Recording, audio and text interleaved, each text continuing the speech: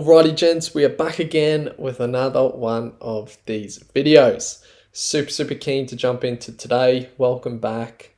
Hope you've had an awesome week, an awesome day, where and whenever you're watching this. First of all, as you know, before we get started, make sure to click like below, subscribe if you aren't already to keep up to date and really spread the word and allow this channel and really assist this channel to grow and expand so it can reach more men like yourself as we all forge living life on mission. But today's topic is talking about dealing with doubt.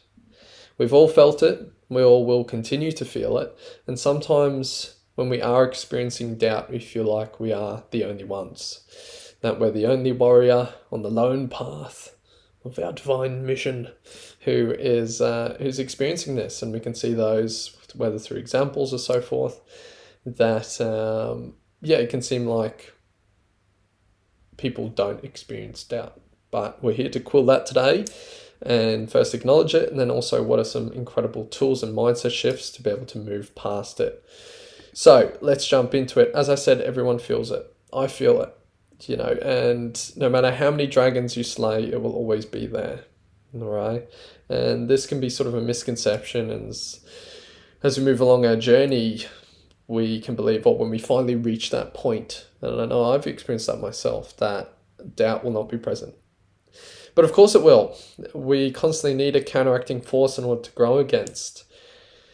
So it's crucial to acknowledge it and to feel it and to allow it to be there. But it's not okay, we're missing an N there, it's not okay to let it stop you, right? That's when it cools us down and almost stifles and suffocates our own unique essence when we let it stop us, right? So first thing is to know it is going to always be there. There's going to be an aspect that is there. However, if we feed it, then it will grow far too strong in where it works against us rather than for us. Now then that also flows into understanding the mechanics of the ego mind, right? It's the ego mind. There's nothing wrong with the ego. It's not a swear word, right? We all have one, because that's that part of us that says, don't go down the dark alleyway. You may fucking die, right? So at its core, it's really just trying to keep us safe, because that's what it's built to do. It's built to look for the saber-tooth tiger in reality, right? Now, how do we know when it's speaking? It's always telling you what's wrong, right? And then it can often turn in on us and tell us what's wrong about ourselves. So the more I can acknowledge this voice in myself, the more I can allow it to work for me rather than against me. Because yes, there are some very legitimate, we can say, dangers or threats in reality in which this part of ourselves allows us to be cautious. But if I allow it to completely rule over me, that's when I start to again stifle my own energy and I be its servant rather than its master. Right, so then I start to train my mind to focus on what it is that I do want in reality, and then I can check in and allow that to work for me, as I said. Right, now, most certainly there's the voice of doubt, or what Stephen Pressfield would call resistance. That's constantly there. Now, we equally have another voice inside, which is what we call the voice of your Excalibur, your soul's potential, that power that is waiting for you to wield it. Right, and now if you look at the best warriors throughout time, were they fearless? No, right? If anyone says they're fearless, they're full of shit, right? But what these warriors were, and these leaders were, and are even today, they're courageous, right? And courage is not the absence of fear, it's doing something even in spite of it being present. It's when we make a situation or an action about something far bigger than ourselves, that, because we'll never do more for ourselves than we'll do for other people. So that when we visualize, for me, I remember in times of doubt, I would consistently visualize there's going to be a younger male who's going to come to me, or a young man one day who's going to come to me with the exact same problem, whichever timeline I'm experiencing it, he's going to come to me with the same problem, and I'm going to need to find the way out for him. And it's such a great reminder for me every single day.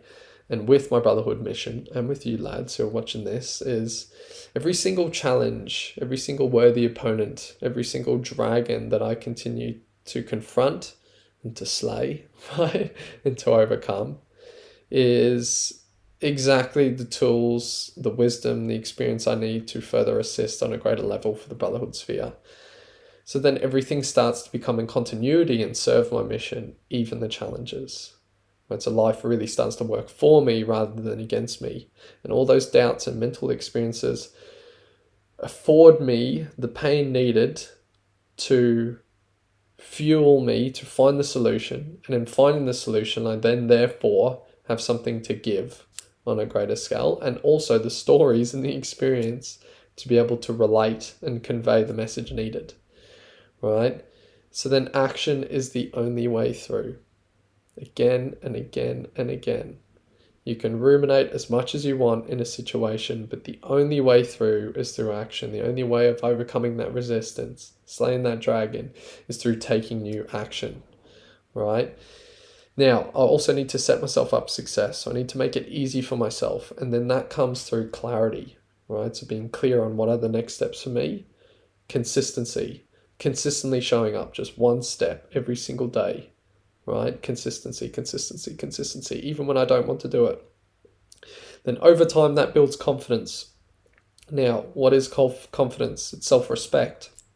Now, how do you build self-respect? It's by doing what it is that you say you're going to do. Now, does that mean I always get this correct? No, right? However, it's a tool and a template I come back to. It's like, oh, if I'm starting to feel a little bit wavered from my core, I know it's A, I haven't made it easy for myself. I've started to overwhelm myself. Or B, I'm not following through on the process, on just following through on my word consistently. Then therefore I know that is my way through back to my own internal confidence and my own deeper self-respect. Right, now also find last little tool and nugget here, which I've spoken about before, is reminding yourself of your 86-year-old self. Right, maybe the doubt is worrying about what other people think of me, or what if I fail, or whatever it is, right?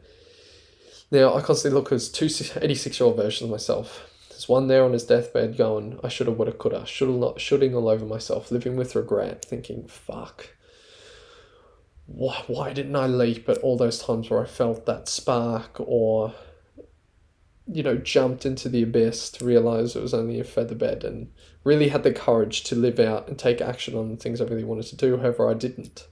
And then I'm sitting there and there's no turning back. I do not have the vitality. I'm running out of time. And yeah, I just let it all slip by. All right. Now there's another version of me at 86-year-old who's sitting there on a rocking chair with a gin in one hand, I don't drink, cigar in the other, I don't smoke. This is the vision, right? I'm at the end, so I'm enjoying myself. And I've got tears rolling down my face, likely with grandkids and family around, knowing that I left it all out in the park. Even when I felt that doubt, I took the action. I showed up consistently, right? And does that mean I was perfect every single time? No.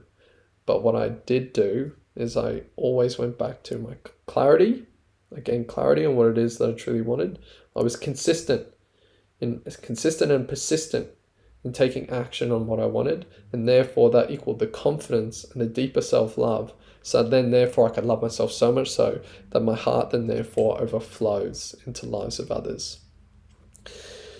So lads, these being the crucial pillars here, if you're letting doubt grab you by the balls, right, and hold you down, then remind yourself you're going to die, and really at the end of the day, people don't really give a shit about you, right? I mean that with all love, because everyone's so deeply focused on themselves. Yes, you will have people around you that deeply love you for who you are, but majority of the people too, are so deeply focused on their own life.